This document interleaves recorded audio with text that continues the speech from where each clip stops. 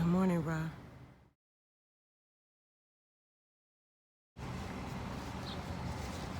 I'm outside my house, walking around with no shoes on. It's called grounding. Well, we have to leave in 6 days. Lease is canceled. Yeah. So, today is Thursday. We have till Tuesday at 8:30 a.m. to be gone. And that's just what it is. Waiting to hear back from the application we put in. And I've done everything I can do about the situation, so nothing to do now but just wait. See how it goes. I think for me, what's scarier than being displaced is my kids' faith being screwed with, because these are the times where everybody leans on their faith so hard in my family. And I'm afraid that if things don't go well, that it'll affect their faith. And I don't want that to happen. These are the times where I want God to show out and really show them, hey, you are worthy. Hey, everything you believe in is true. Hey, I see you. Hey, you're not alone. Hey, you went through all this for a reason. Because low key, it's like, if you don't show up and save us, it makes us feel unworthy. And then on the other end, if we don't hold fast to our faith in exactly these times where everything looks like it's impossible, these are the times where our faith is most important to God, right? Because we're co-creators with God. It's not just one way, right? I don't want to look some type of way to God. Oh, I love you, I believe in you when everything is good. And then as soon as it looks scary or bad, we're being scary. And I don't want to do that. I want to be just as solid as God is. I want my faith to be just as solid as God's loyalty, right? So that's right now. I'm calm and I'm using my mind to manifest what I do want and not what I don't want, because I've always done that, right? My whole life. And with me studying what I've been studying lately, everything says to stay calm, faithful, and move forward. So that's what I'm going to do, because if we are truly manifestors and the universe is mental and we create by our thoughts, because everything is energy and our thoughts form situations, then I'm only thinking of how I want the situation to turn out. I'm not going to keep making the same mistakes that I've made in the past.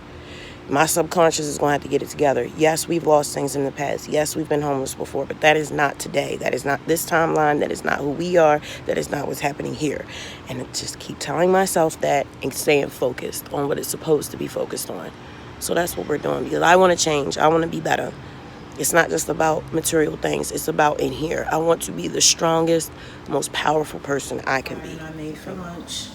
These are yellow and russet potatoes. Those are Brussels sprouts. The usual lineup of seasonings.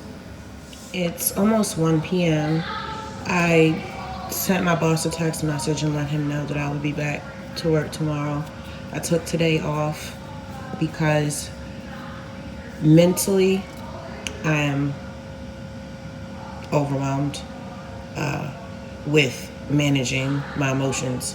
The countdown is on. I'm still waiting to hear about the apartment, and if I go to work right now, I'm going to be obsessing. And I know that I'm going to have to put in more hours tomorrow and probably Saturday, and I need to be able to be mentally prepared to work my shift, because I can't be physically, spiritually, and mentally exhausted all at the same time. So I'm here, I'm cooking with the kids, cleaning the house, doing all of the things to keep myself grounded. Pulling out all the spiritual tools. So spirituality really is a lifestyle. It's not just something you say or subscribe to. It's something that you really have to practice, and I'm putting it into practice.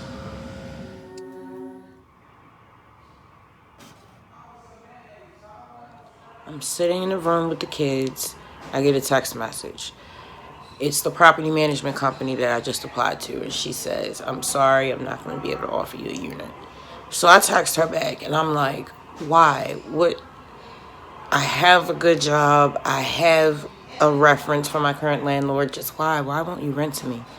And then I ran to my laptop, typed in 3-bedroom apartments, found this one apartment place that had been online for trying to get new tenants for like 3 months. Called the guy, gave him a rundown of the situation, and like less than a minute, he was like, all right, send me an email. I'm going to talk to the property owner. We'll see if we can get you in. All the while I'm texting this lady, asking her, you know, what's good? She's just like, well, I couldn't verify your reference. And lo and behold, she calls the other property company that I owe money to, and they tell her that there's damage to my apartment, which it was. Not any of the kids that I have now, but one of my older kids spazzed out and like broke a window, and one of the other younger kids that aren't with me right now spazzed out and put 2 holes in the wall. So, and I also left the water running and damaged an apartment beneath me. So that's where the $4,000 in debt comes from. So she called and they told her that, and so she's like not wanting to rent me, and I'm like, listen, lady, we have to be gone by Tuesday.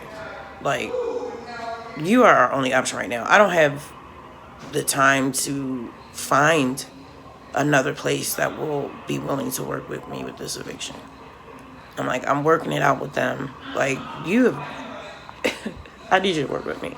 So she starts asking me questions about my son and my daughter and, you know, the circumstances of the damage to the apartment. And I'm just like, basically pleading with this lady. I'm like, you're investing in my family. Like, and then she's like, yeah, we've had complaints about noise and like all types of stuff. Like, lo and behold, she's like, I'll just think about it. Hour goes by and she's like, we'll do it. Double deposit, whatever. I'm like, I have it. She was like, you got to let us in every month so we can see it. I'm like, that's fine. She's like, it may not be all the way ready. We still got to paint. I'm like, that's okay. We found a place, y'all. When I tell you, it just makes me want to tell everyone in the world about how important it is not to have an eviction on your credit. Because this is crazy. Like, we were really about to be in a hotel. This is insane for things like this to happen in my age. Like, this is never going to happen again. This is crazy. This is crazy. Now that I have this taken care of, I can stay focused on where I need to be, which is in the studio and cleaning up my debt. I'm going to spend the rest of this year paying off my debt. And this time next year, Masters of Fate Music is going to turn a profit. All praise to God. This is amazing.